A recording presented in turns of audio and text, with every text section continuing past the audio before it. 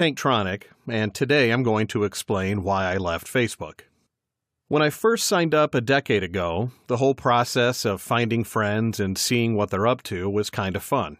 Much like the bizarre music videos from the early 80s, no one really knew what they were supposed to do with this thing yet, so it was a wonderfully eclectic and genuine mix of posts. As time wore on, and technology made checking your Facebook notifications easier, and, really, more obtrusive, the whole exercise became increasingly crappy. More and more minutes were surreptitiously consumed by the Facebook monster, while I was less and less interested in what I saw there. Why was that, though? Why did time browsing Facebook descend from intriguing to insistent to irritating? To find the answer, I did what I always do when life presents me with complex issues to decipher: quantify the variables and put them in an Excel spreadsheet. For one day, I tracked my news feed and classified every post into a handful of types and categories. I learned a few things. For one, Facebook is pretty much half Instagram, as exactly 50% of the posts were photographs. Another 10% were videos, and 20% were links to other shit on the internet, so only 20% of posts were actually, well, Facebook posts. It's not the most creative place either. 51% of the content was original, but 49% was shared, i.e. copied, from someone or somewhere else. Neither of those facts were the root cause, though. So I looked at the day's posts and tallied up the things that were clearly annoying. Right off the top, 12% of the items were paid ads. Facebook can fuck right off with that. Another 4% of the posts were friends trying to sell me shit. And I'm not talking about personal, creative things. I mean like pyramid scheme retail shit. 9% of the items were people talking about their work, and we all know that no one cares about other people's work, ever, under any circumstances. 11% were people bragging about their families, almost exclusively their children. I understand having pride in your kids' accomplishments, but let's be honest, no one really cares about other kids' accomplishments. 8% of the items were people bragging about something else, usually along the lines of, "Here's some food from a place you all know is expensive, so look at this pork chop, but more importantly, stop and think about how well we must be doing." Finally, 6% were vacation posts. They're the paradoxical cousin of child accomplishments, irresistible to post, tiresome to view.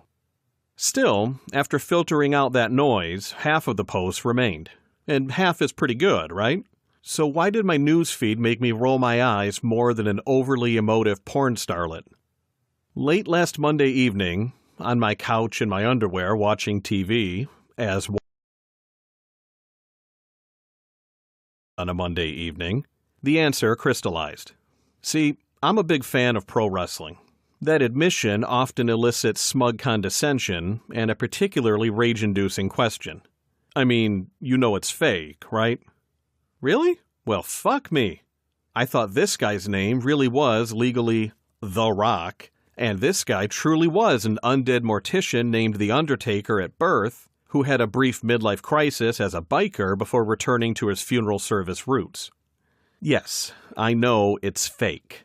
More specifically, it's a performance by characters maintaining something called kayfabe. Kayfabe is adherence to a scripted role, in performances both in the ring and outside it, in an effort to get the viewer to invest in their character. When done well, it allows the viewer a suspension of disbelief and enables them to enjoy the show with an emotional attachment to the story, despite being in on the quote-unquote secret. Any fan of wrestling over the age of 10 knows this. And wrestling knows that the fans know this. They're honest about their dishonesty. We agree to not ask too many questions, and they entertain us. That's the unspoken agreement. I realized Facebook has become, for all intents and purposes, kayfabe. People put on display on a daily basis isn't a sincere sharing of their lives. Rather, it's the progression of a character they want to portray to the rest of the world. Look, adult life, if you're lucky, is about 10% bliss, 60% tedium, and 30% pants-shitting terror. We all know this.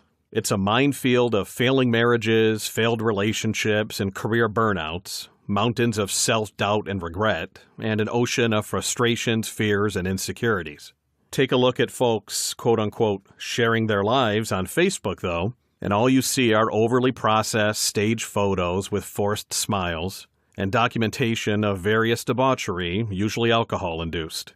It's not a friends, it's performance art. Speaking of performance art, let's not forget about the ubiquitous fabrication of righteous outrage over the travesty du jour.